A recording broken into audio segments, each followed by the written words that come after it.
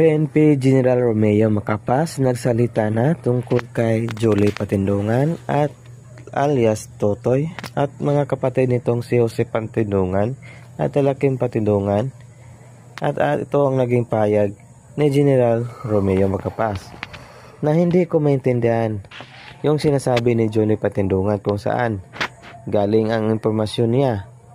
Yung mga kapatid pa niya kinuha ko sa Cambodia. Hindi yan makalabas kung hindi namin ni-rescue. Ganun rin ang gagawin niya sa amin. Sumama yung loob niya kasi ayaw niyang ma-file ng kaso.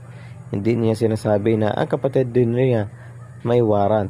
At ang pangalawa niyang kapatid ay gumamit ng hindi niya pangalan sa passport.